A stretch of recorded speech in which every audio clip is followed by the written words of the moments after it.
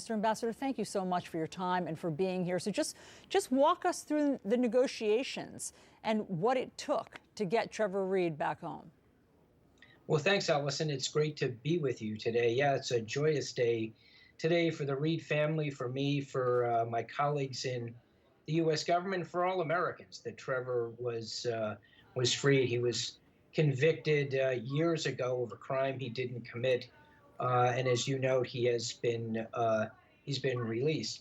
This is a matter that we've been in discussion. His case, along with other Americans who have been detained here, principally Paul Whelan, and now others who have been detained recently.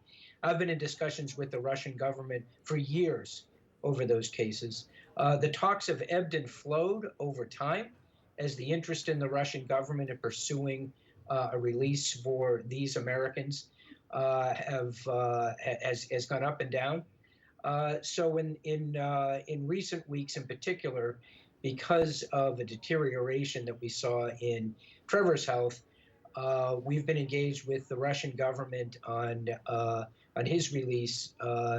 So those discussions ultimately culminated, as you noted, in the decision by President Biden to commute the sentence of a Russian criminal who had been in U.S. prisons for a very long period of time, serving a narcotic sentence. And that trade was executed on Wednesday. You brought up the other Americans.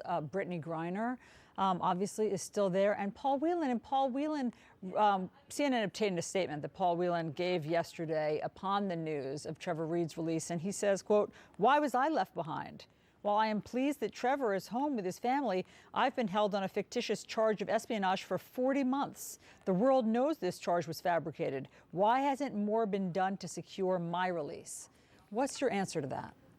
Well, I couldn't agree with Paul more in the sense that he has been convicted of a fabricated charge. I've been advocating for his release both publicly and in negotiations with the Russian government since before I got here as ambassador. When I was Deputy Secretary of State, when Paul was originally arrested back in December of 2018. I've said that since I arrived here as ambassador in January of 2020. We have no higher priority, and President Biden has no higher priority than the release of all Americans who are wrongfully detained here. This is just one step, Allison. This case, Trevor's case, is just one step. I've never relented in my advocacy for Paul in an engagement with the Russian government for Paul's release. Mm-hmm. And my hope and expectation is that we will ultimately see that lead to success with Paul's release. He should be home in Michigan with his family, with his elderly parents. And I have no higher priority. There are any number of other Americans here. You've mentioned one quite prominent American, a wonderful American, hugely talented, two-time Olympic gold medalist, Brittany Griner, who was arrested approximately 2 months ago here. But we have a number of other Americans, Allison, who are not as well known as Brittany, and each and every one of them is of a great concern to me. So I'm happy today that Trevor is released, but I'm focused even more so on working on Paul's release, Brittany's case, and those other Americans. So, Mr. Ambassador, I know that you've described U.S.-Russia relations as very bad. In fact, I think you're quoted as saying as bad as they've ever been. Is this because of the war in Ukraine or something that predates it? Well, the war in Ukraine has driven U.S.-Russia relations into the depths. I've previously in interviews referred to the Mariana Trench, the deepest point in the ocean in the Pacific. We're at a low. I'm not sure that it's necessarily the deepest ever in U.S.-Soviet relations. You know, the Cuban Missile Crisis comes to mind, but it's about as bad as it could be. It was bad to begin with. U.S.-Russia relations were bad when I arrived here in January of 2020. They've just gotten worse, spiraled downward since then. And now they've reached a point where we have very little engagement with the Russian government. I speak to the Russian government about our detained Americans here, those unjustly detained, Paul Whelan, Brittany Griner, the others, and the functioning of our embassy and keeping our embassy open, so that I can continue to have those conversations. But there's very little else. It's not business as usual. And business as usual before February 24th was very little business to begin with. The UN Secretary General just told Anderson Cooper, this war will not end with meetings. It will end when Russia decides to end it. What do you think will get Vladimir Putin to end this war? Well, first, I couldn't agree with the Secretary General more. Excuse me. This war started with a decision by President Putin. This war will end with a decision by President Putin. This is a war of choice by one man, by one government, an aggressive war of choice, where we've seen horrific atrocities committed on a sovereign country led by a democratically elected government.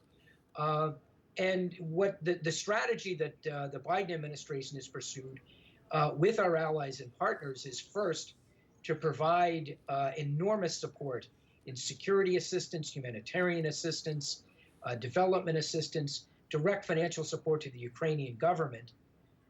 That's first. Second, to impose enormous costs, extraordinary costs, financial sanctions, export controls, port closures, airspace closures on the Russian government.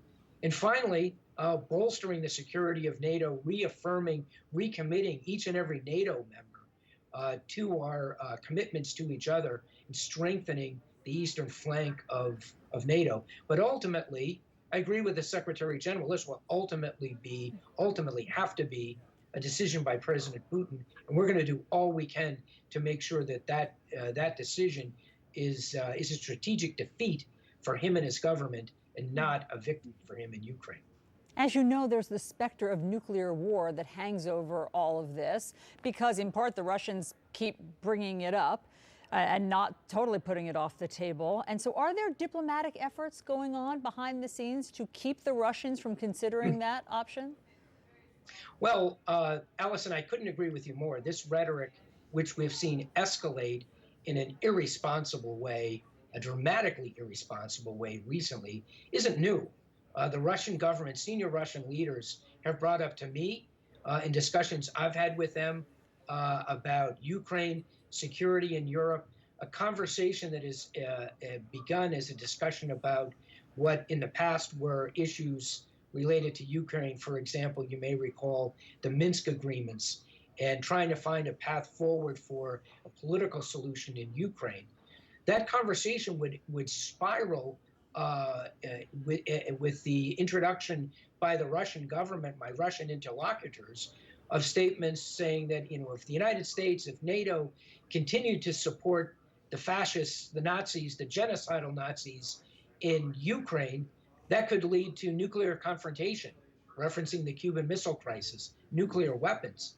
And my reaction on the other side of the table is astonishment. And I say, we've gone from 0 to 60, from a discussion on implementation of the Minsk agreements to nuclear war. And unfortunately, what we've seen most recently is at the most senior levels of the U.S. government, an escalation of that rhetoric. What have we done in response? We've done the responsible thing. The president, Secretary Austin, paused and then canceled a missile test that we had scheduled, that we had notified the Russian government long in advance of, because we do not engage in irresponsible rhetoric with respect to nuclear weapons. We do not play nuclear brinksmanship in this context. And we've communicated that to the Russians. We've heard their rhetoric. We're prepared to deter nuclear aggression against the United States, as we have been for decades back into time with the Soviet Union.